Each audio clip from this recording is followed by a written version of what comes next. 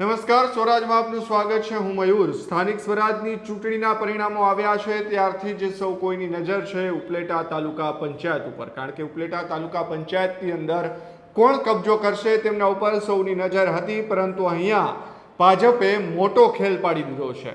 ખેલ એટલા માટે કારણ કે જ્યારે સ્થાનિક સ્વરાજની ચૂંટણીના પરિણામો આવ્યા ત્યારે ઉપલેટા તાલુકા પંચાયતની અંદર 9 બેઠકો જે છે તે ભાજપ જીતી હતી, 8 બેઠકો જે છે તે કોંગ્રેસ જીતી હતી અને એક બેઠક જે છે તે આમ આદમી પાર્ટીને મળી હતી. એટલે કે આમ આદમી પાર્ટીના ઉમેદવાર જે ચંદુભાઈ જાદવ છે તેઓ આ બેઠક ઉપર કિંગ મેકર સાબિત થવાના હતા અને તેમણે આખરે હવે ચંદુભાઈ જાદવ છે તેમણે ભાજપનો ખેસ ધારણ કરી લેતા અહીંયા હવે ઉપલેટા તાલુકા પંચાયતની અંદર હવે ભાજપનો કબજો માનવામાં આવી રહ્યો છે. કારણ કે કોંગ્રેસને જ્યારથી પણ 8 બેઠક મળી હતી ત્યારથી એવું લાગી રહ્યું હતું કે જો એક બેઠક ચંદુભાઈ જાદવ જે આપમાંથી જીત્યા છે તેઓ કોંગ્રેસને સાથ આપે છે તો કોંગ્રેસ અને ભાજપ વચ્ચે અહીંયા જે ચિઠ્ઠી ઉલાડવી પડે અને તેમાં કોણ રાજ કરશે તે ચિઠ્ઠી ઉપરથી નક્કી થવાનું હતું. પરંતુ કોંગ્રેસ જે છે તે અત્યારે અહીંયા ખેલ પડવામાં નાકામ રહી છે અને ભાજપે અહીંયા મોટો ખેલ પાડી દીધો છે. કારણ કે ચંદુભાઈ જાદવની વાત કરીએ તો તેઓ મોટી પાનેલી બેઠક ઉપરથી લડ્યા હતા. આમ આદમી પાર્ટીમાંથી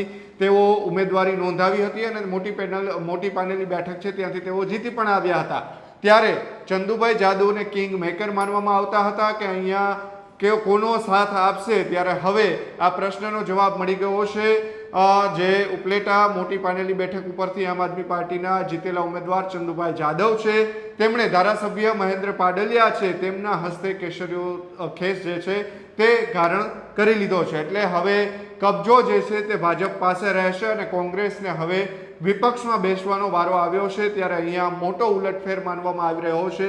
ઉપલેટાના પરિણામો આવ્યા ત્યારથી જ ચર્ચાઓ થતી હતી. ત્યારે આમ આદમી પાર્ટીના ઉમેદવાર ચંદુભાઈ જે જીતીને આવ્યા હતા તેમણે પણ મીડિયા સાથે જ વાતચીત કરી હતી. તેમણે શું કહ્યું આપણે પણ સાંભળવાના છીએ. સાથે સાથે જેમણે કેસરીઓ ધારણ કરાવ્યો છે એવા ધારાસભ્ય ધોરાજી ઉપલેટાના મહેન્દ્ર પાડલિયાએ શું કહ્યું આવો સાંભળીએ. મારું નામ ચંદુભાઈ અમરાભાઈ જાદવ, ગામ પાનેલી. નાના ભાજપનો વિકાસનો કામ હારા કરે છે અને ભાજપે અમને પંચાયતમાં ટકો હારો આપ્યો હતો એટલે અમે હું આપમાં હતો અને પાછો ભાજપમાં જોડાઈ ગયો હતો ને પાછો સેકન્ડ આવી ગયો. આજરોજ ગત તાલુકા પંચાયતની ચૂંટણીમાં મોટી પાનેલી સીટના આમ આદમી પાર્ટીના વિજેતા ઉમેદવાર ચંદુભાઈ અમરાભાઈ જાદવ અત્રે બધા જ ભારતીય જનતા પાર્ટીના આગેવાનોની ઉપસ્થિતિમાં ભારતીય જનતા પાર્ટીમાં જોઈન થાય છે અને આમ આદમી પાર્ટીમાંથી રાજીનામું આપે છે. આ સંદર્ભમાં મારે એ કહેવાનું છે કે ચંદુભાઈ જાદવ એમને પાનેલીના સરપંચ તરીકે પાનેલી ગામની ખૂબ જ સેવા કરી છે. એમાં ખાસ કરીને છેવાડાના દલિત શોષિત પીડિત પરિવારોની કાયમના માટે સેવા કરતા રહ્યા છે. એ અગાઉ ભારતીય જનતા પાર્ટીના ગત સંગઠનની અંદર તાલુકા ભાજપના મંત્રી પણ હતા. એ ભાજપના જ હતા. આજે પાનેલીના જે વિકાસના કામો થયા છે, રાજ્ય સરકારે જે વિકાસના કામો કર્યા છે એના સંદર્ભમાં એને વિચાર આવ્યો. જે વખતે આમ આદમી પાર્ટીમાં લડ્યા એની પાછળનું કારણ પણ હતું કે એને કદાચ ટિકિટમાં અસંતોષ હતો, પણ જે હોય તે આજે મૂળ ઘરે પરત ફેર્યા છે. અમે ભારતીય જનતા પાર્ટી તરફથી, ભારતીય જનતા પાર્ટી જિલ્લા ભાજપ તરફથી અને પ્રદેશ ભાજપ તરફથી એનું ભાજપમાં સ્વાગત કરું છું અને આજથી એ ભાજપની અંદર સમર્પિત કાર્યકર્તા તરીકે કામ કરશે. તો આ ચંદુભાઈ હતા. ચંદુભાઈએ કહ્યું કે તેમણે વિકાસના કામો જોયા છે એટલે તેઓ ફરી એક વખત ઘર વાપસી કરી છે. મહેન્દ્ર પાડલિયાએ પણ નિવેદનો આપ્યા છે. પરંતુ આ બધાની વચ્ચે આપણે કોંગ્રેસની પ્રતિક્રિયા લેવાનો પણ પ્રયાસ કર્યો છે. ત્યારે જે કોંગ્રેસના પ્રવક્તા છે મનીષભાઈ દોશી તેઓ આપણી સાથે જોડાયા છે. મનીષભાઈ, શું કહેશો? જે પ્રમાણે ઉપલેટા તાલુકા પંચાયત છે તેમાં હવે ભાજપનો કબજો થઈ ચૂક્યો છે, આમ આદમી પાર્ટીના ઉમેદવાર છે તેઓ ભાજપમાં જોડાયા છે, કેવી રીતે જુઓ છો? નિશ્ચિતપણે સમગ્ર દેશની અંદર આપનો ઉદય જ ભાજપાના આરએસએસનું બ્રેન ચાઇલ્ડ હતી.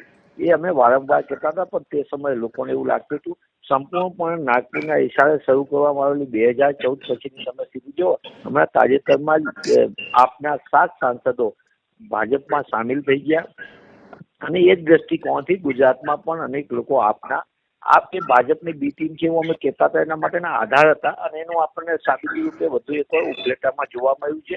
આપના ચૂંટાયેલા પાર્ટી વિથ ડિફરન્સની વાત કરી, અમે અલગ રાજનીતિ કરીએ છીએ, એવી વાતો તો બહુ થાય, પણ હકીકત લખી જોયું તો એ ભાજપમાં મત છે. એટલે કે મેઇન કંપનીની અંદર જે નાનો ડીલર હતો એ મર્જ થઈ ગયો છે અને એ કંપની એટલે ભાજપ છે અને આપ એનું ડીલર હતા. હવે ડીલર ભેગા થઈ ગયા છે. સત્તા તો આવે ને જાય, લોકતંત્રની અંદર હારજીત થતી હોય છે, પણ કહેવાતા લોકો નકાબ પાછળ અસલી ચહેરો જે એમનો હોય છે એ શું હોય છે એ લોકો સમક્ષ ખબર પડે. ઉપલેટાની જનતાએ મૂકેલા વિશ્વાસઘાત છે અને હું ફરીથી આપને કહું છું કે જે રીતના ખેલ ખેલવામાં આવી રહ્યા સમગ્ર ગુજરાતમાં, એ રીતે આની શરૂઆત ઉપલેટાથી થઈ છે, પણ આખા ગુજરાતમાં એ લોકો આ દિશામાં કરવાના છે.